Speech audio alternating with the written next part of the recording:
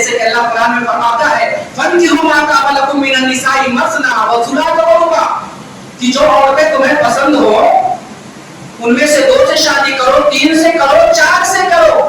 یہاں پہ طابہ جن کو تم پسند کرو، یہاں پہ نکاح کو اللہ کے رسول اللہ رب العالمین نے استطاعت پر معاملہ کیا، یہ بتلانے کے لیے کہ شادی 2، 3 یا 4 سے کرنا واجب ہے؟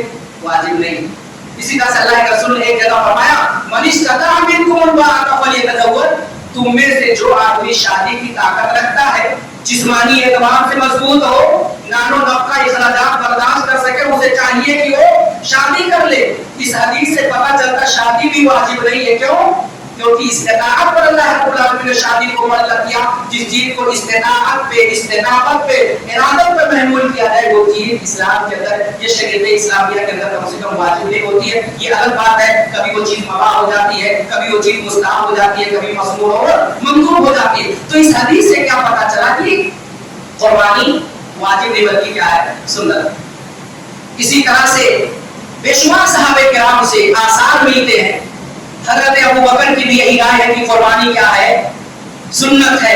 حضرت عمر کی بھی یہی رائے ہے قربانی سنت ہے۔ سیدنا بلال کی بھی یہی رائے ہے قربانی سنت ہے۔ سوید ابن غفلہ ان کی بھی روایت ہے، وہ بھی فرماتے ہیں کہ قربانی کیا ہے؟ سنت ہے۔ سعید بن مسیب ہے، اسود ہے، علقمہ بے شمار جو ہے تابعین و صحابہ کرام ہیں جو اس بات کے قائل ہیں کہ قربانی کیا ہے؟ سنت ہے۔ اور ایک صحابی ابو مسعود بدری فرماتے ہیں، بیہقی کی روایت ہے کہ انی لأدع الاضحیٰ، کہ میں قربانی کو چھوڑ دیتا ہوں، سنہ و سنتین، 1 یا 2 سال قربانی نہیں کرتا ہوں، انی لموسر، حالانکہ میرے پاس پیسہ روپیہ بھی ہے، میں طاقت بھی رکھتا ہوں قربانی کی، صاحب استطاعت ہوں، اس کے باوجود بھی میں 1 یا 2 سال قربانی نہیں کرتا ہوں، مخافۃ ان یری جیرانی توبۃ علیہ، اس خوف اور اندیشے سے کہ کہیں میرا پڑوسی یہ نہ گمان کر بیٹھے کہ قربانی شریعت کے اندر واجب ہے۔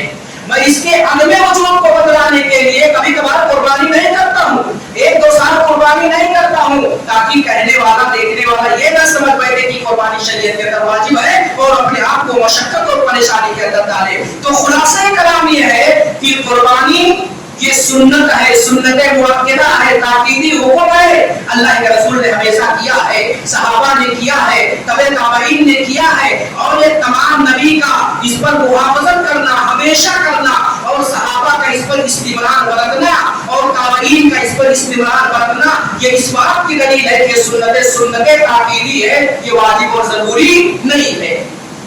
بعض اہل علم کی اسی میں سے ابن تیمیہ رحمہ اللہ اور بعض احناف جو ہے اس بات کے قائل ہیں کہ قربانی کیا ہے؟ واجب اور ضروری۔ مشہور روایتیں جائے گا، سب جانتے ہوں گے، آپ لوگوں نے بھی یہ چیز سنی ہوگی، ان کے ہاں قربانی کیا ہے؟ واجب ہے۔